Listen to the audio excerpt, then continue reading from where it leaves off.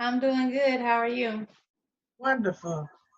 And it's absolutely great to have you on stories and storytelling because we started this whole process just about together because I became a publisher a book publisher just months prior to meeting you because you were our first book contract with Mo's Dazzler Press, which I started with Miss Darlene before we even got to Meredith, etc.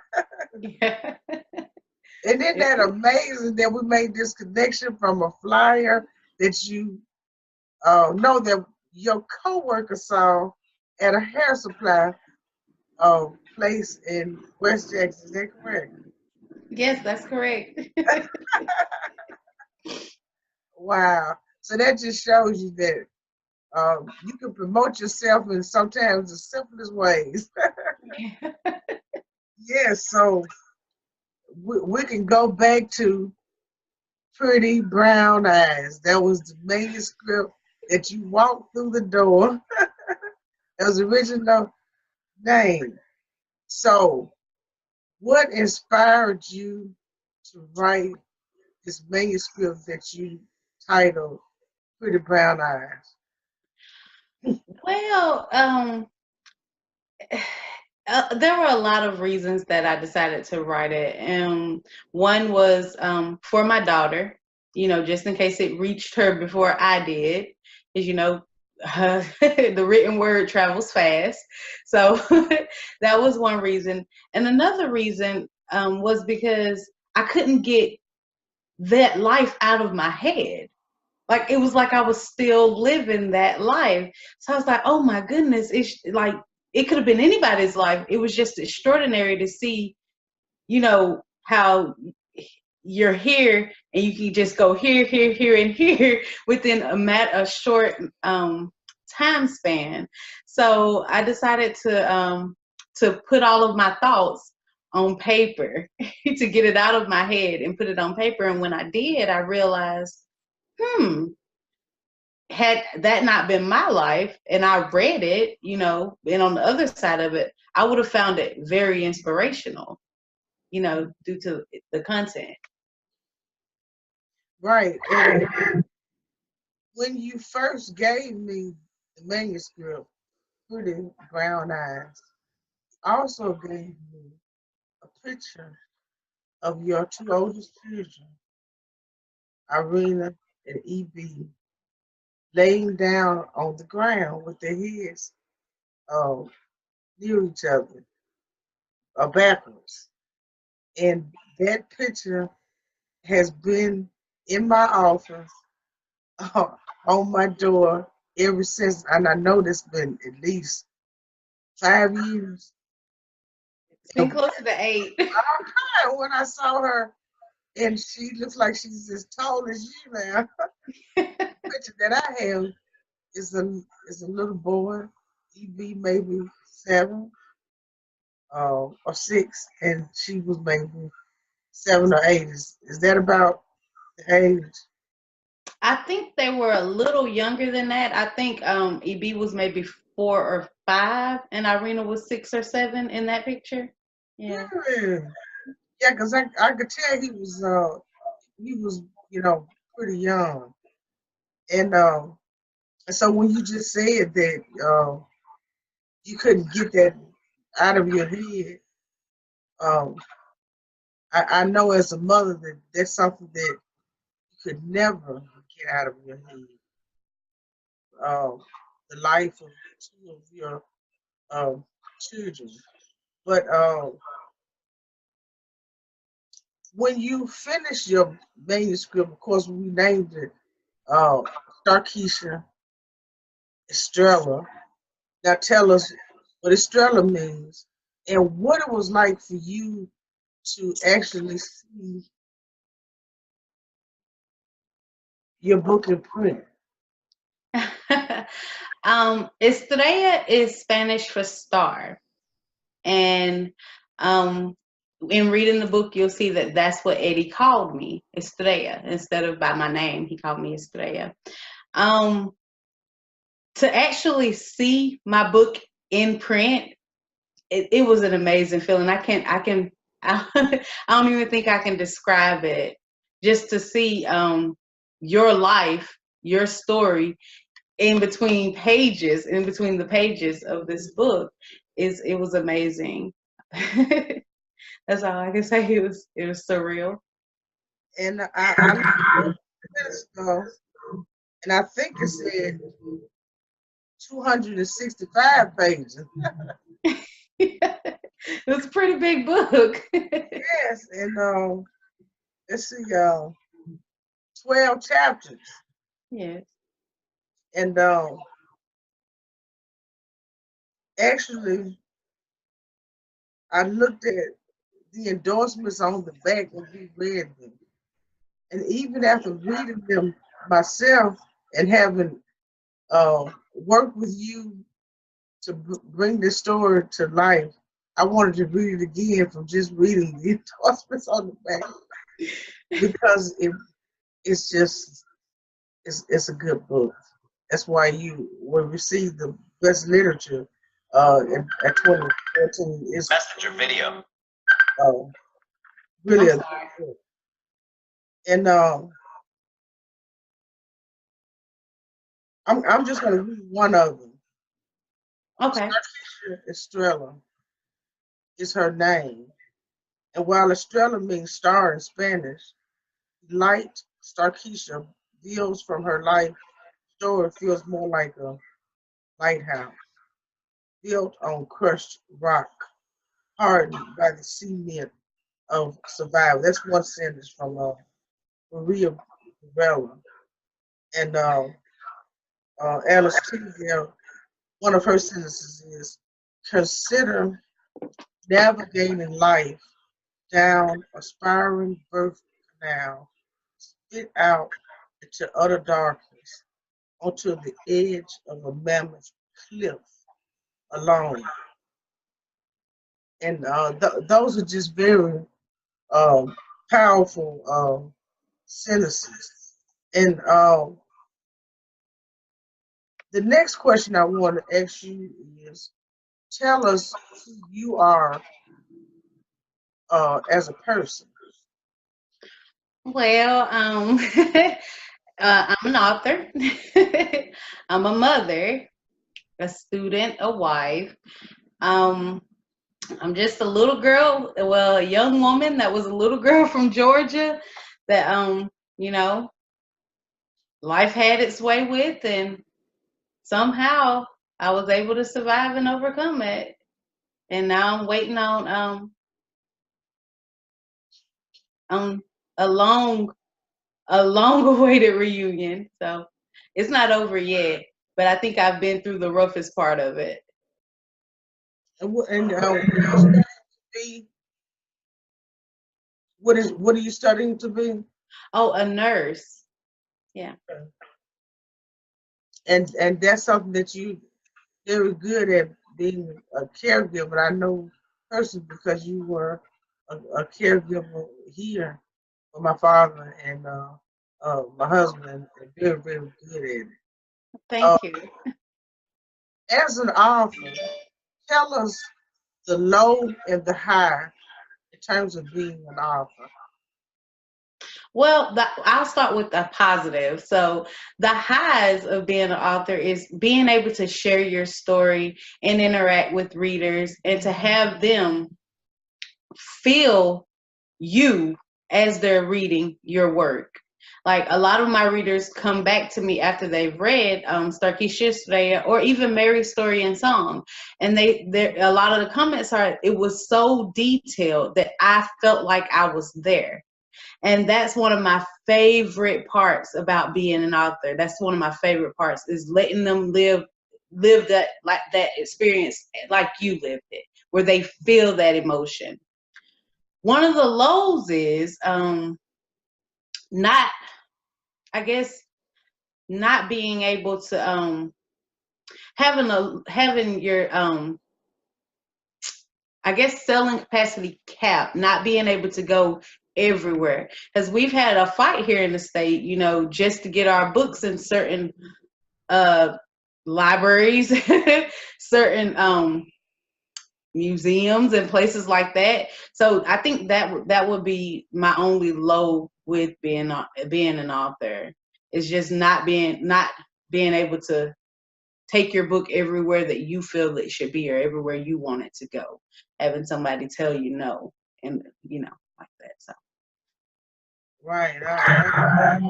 It's very unfortunate that you have these gatekeepers who are just extremely unreasonable.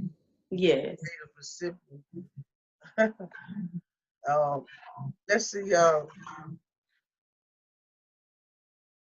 What are your writing goals at this point, and what have you? Because you have another work. Tell us about that. Well, for the past year, I took a step back and decided to, work on some other things, and going to school was one of those things. But I started like maybe 5 other projects before my brief hiatus. So I'm gonna try my hand at fiction. So I started a fiction work. I haven't came up with the title yet, and I think I mentioned it to you a couple of years ago, and it was so good you thought that I read this book, but I was telling you it was an idea. So I think I'm going to start there, and then I started a book about raising a child with autism, and that one I do have a title for, and it's called Him. So, and that's something I'm really passionate about. So. I plan on to keep writing, but for a while I want to go to school and enhance my skills because you can never be too good. Right. So that comes to the point of you actually wrote your memoir, which describes about 4 or 5 years of your life, and helped this Mary Harrison Coleman, who was a history maker, write her memoir, which covers uh, long sections of her long life. She's now 85. And you did all that with an 8th grade education. And Dr. Henderson noticed how talented you were as a writer, and he bent over backwards to get your GED and further your education. And you did. And it was such a great moment when I found out that you passed your GED, that you were in college, that I had to hunt him down to let him know that the seed that he planted came through. So tell us about that uh, process when you get your GED, and what was it like? How long did it take you to complete it? Well, what's crazy is that I was always good in school, always good. And I actually left school for reasons that you'll read about in the book, so I won't go into that. But it had been about 14 years since I was in a classroom or had any kind of schooling at all. So it took me maybe 2 months to get my GED. No classes, no anything, just self-study with the GED book. And they changed the test, I want to say in 2016. So it was much harder. And I remember reading articles saying that there were high school students that could not pass this test.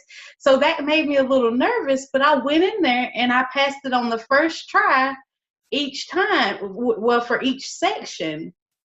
And it was I was happy about it, and it made me feel a little bit bad because Dr. Henderson, especially Dr. Henderson, him and a lot of other people, but especially him, saw something in me that I didn't even see in myself. For years, I didn't think I could do it. That's why I didn't go do it. I would tell people, no, I'm just going to show the world that you can get all of this done without a high school diploma or a GED, which there are things that you can accomplish without them. But if you want to further yourself, like advance more, you're going to need it. So I was glad to go back and get it, and proud that I did. It would be hanging on my wall, but I haven't put my awards or anything up yet. But it's in a frame. It's behind me. Oh, that's awesome. And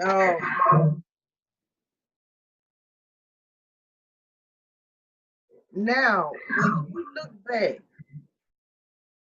at your memoir, Starkishia Stella, which stars, I think, when you maybe 12, what lessons do you think your book would teach a teen uh, who becomes married or a mother? Well, that's tough because those are two tough situations for a child. Because a teenager, is not ready for either of those situations. But with that being said, I think that Starkishia they will teach them to be resilient and to know that what's happening today can change tomorrow. And if you wake up in the morning, that's another opportunity to get it right. Because a lot of times we get stuck in our situations, our circumstances, the bad points in our life, and we think that this is all there is, and that's not true. Each day is another opportunity to get it right. And as far as the teen parenting, there's a lot that can be said there, but I'll just say stay a kid. Stay a kid as long as you can, because when I became a teen parent, I dropped out of school. There was a lot that I missed out. I'm not saying that I'm I hate that. Well, I'm not saying that I don't love my child or my children. That's not what I'm saying. What I'm saying is you lose a lot of you when you become a teen parent. It's not about you anymore. It's all about them. So your goals, your dreams are set aside until, they're old enough to, be on their own and move out and stuff like that. It becomes about them. So stay a child as long as you can. That makes a lot of sense. And um, Mary's story and song, your book is in a lot of public libraries. And this one that you have is Mary Harrison Coleman, right? Which you can tell us just briefly about her. Then you all had some similarities too, in terms of the age Yeah. that you got married. And her book uh, uh, made it to a college library, particularly not far from where she grew up in Scott County. University of Southern Mississippi purchased hers and is preserving it uh, in their uh, library. You could check it out. I mean, you can read it, but you can't check it out. And it's in it's called the Mississippiana Room. So tell us briefly about your relationship with Miss Mary, some of the similarities, and also why you think Starkishia Estrella would benefit uh, college readers as well. Okay, I'll start with the similarities. Me and Miss Mary both got married at age 15. Both of us. We both left our home states at age 12. And we were both born in the same month. Yeah. So both of our birthdays are in February. Um, there were a couple more similarities, but they don't come to mind right now. But that book that was very inspiring to me, just listening to her story, because she grew up in a totally different time than I did. And just listening to her and interviewing her and working with her and experiencing the world that she lived in was mind blowing. And she accomplished so much with so little, and that blew me away as well. So her book should be in everywhere in the state because she is a Mississippi history maker. Now, as far as Starkishia Estrella, I feel like Starkishia Estrella should be in the college libraries as well, not just the libraries, but in the classroom, because considering the social issues that take place in this book, it will be a great case study for students studying sociology, psychology, social work, English lit, and even political science. So there's a lot going on in that memoir. So I think that it would be a perfect fit for all of those courses. And yeah, it should definitely be in the classroom. And so should my story and song. Yes, and Starkishia Estrella, it even talks about deportation. Yes. That in itself really has had a huge impact on you, a teen mother, and your daughter, the baby.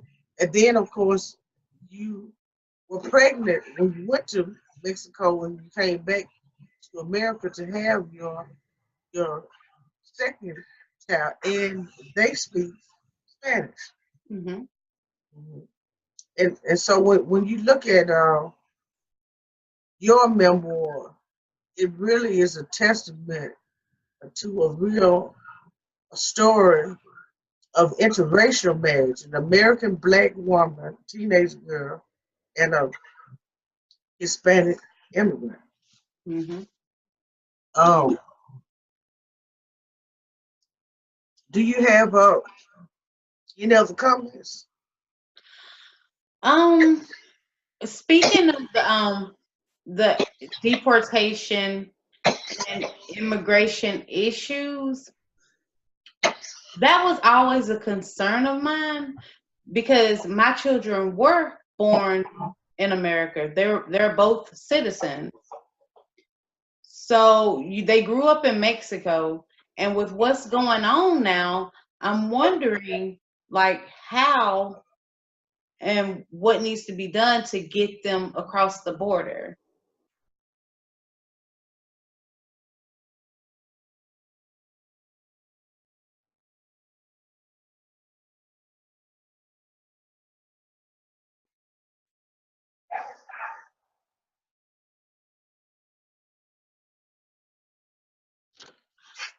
Um,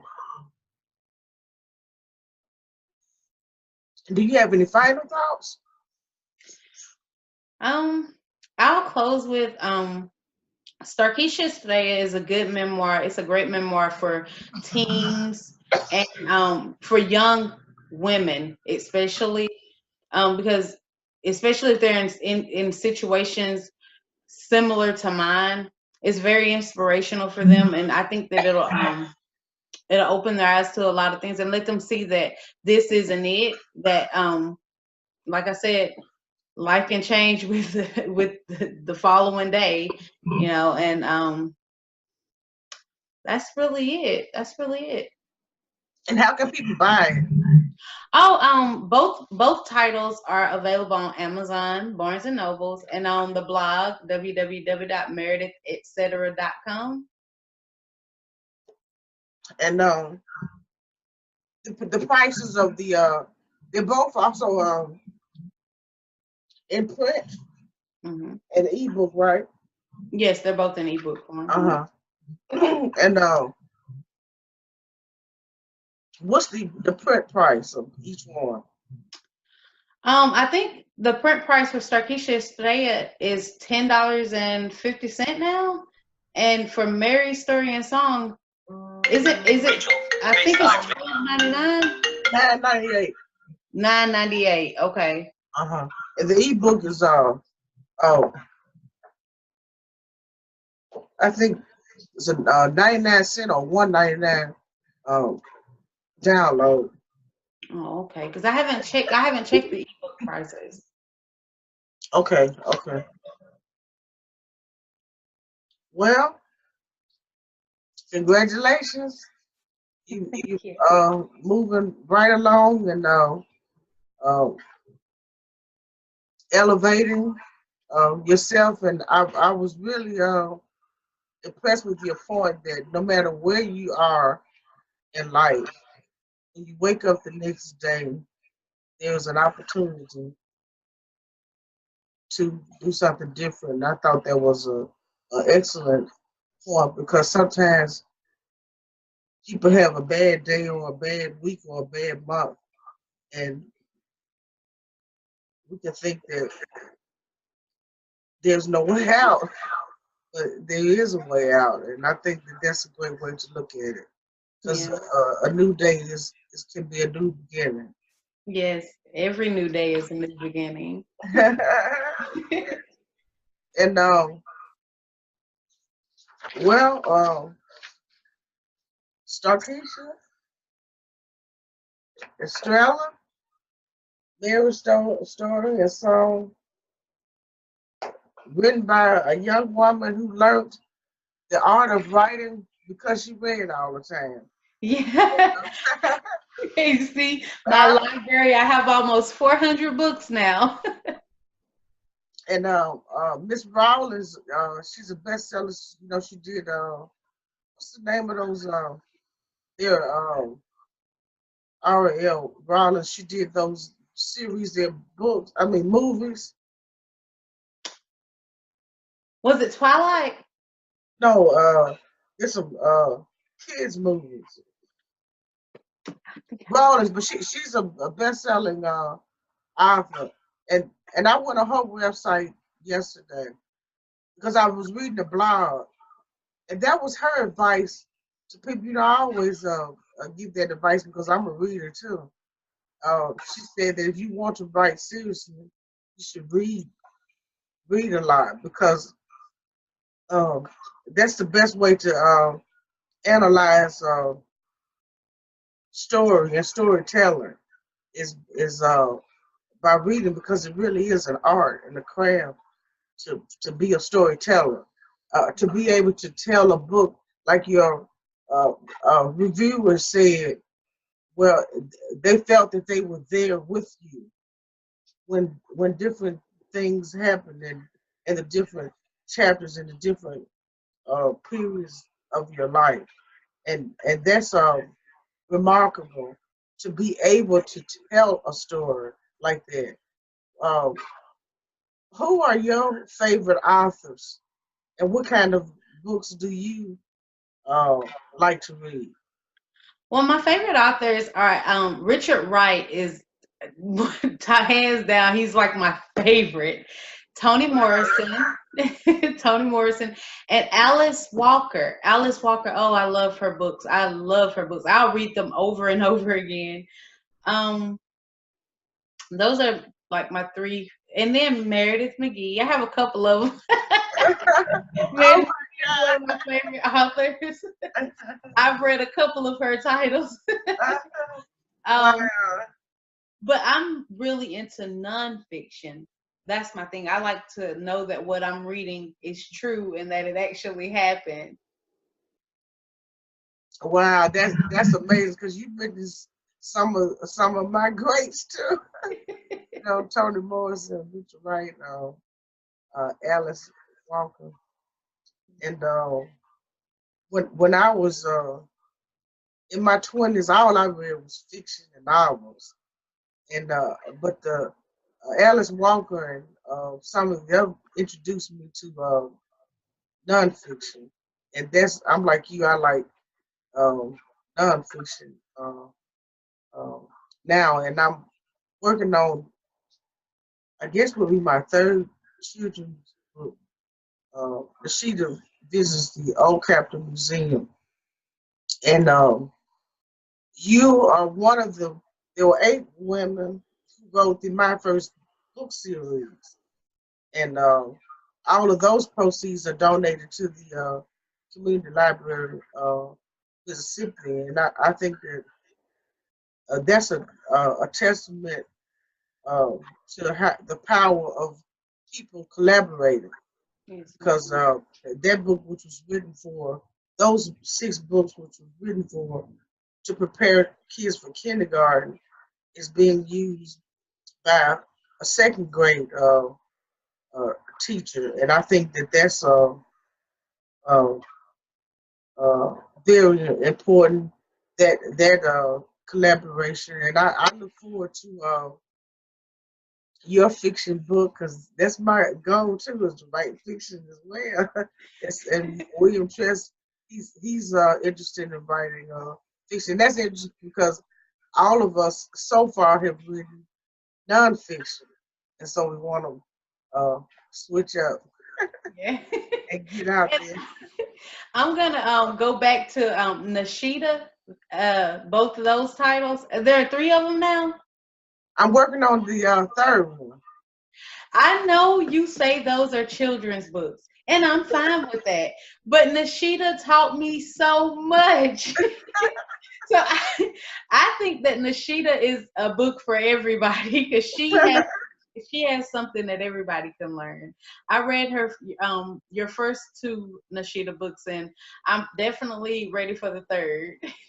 Well, thank you. And um, my dad's nurse practitioner, she said the same thing, that she's read a lot of books, and Nashida taught her a lot. Of course, she's a little young 10-year-old teacher now, because she taught me some things with this third one about some of the laws that were passed at the old capitol, something about history of the state during that time, and just has really given me a great appreciation for uh, John Boy Lynch and Hiram Rebels, and uh, uh, the bravery of the black men who played a role in Reconstruction, and I think that's what makes a good story, because no matter whether it's history or fiction or true or false, a good story is entertaining and fun, and it makes people appreciate it. Hmm. And Starkishia Estrella, you can go to meredithetcetera.com to buy it. Buy it wherever you buy books. You can order it online from Barnes and Noble, Books a Million, uh, or just wherever. But I think that I'll try to work with you to see if we could get Sarkeisha Estrella in the classroom, and uh, their story and song in more places, and to the future, into some good writing and some good story telling. And thank you again. Thank you. Okay. Have a wonderful evening. You too. All right. Talk to you soon. Bye bye. Bye Thanks. bye.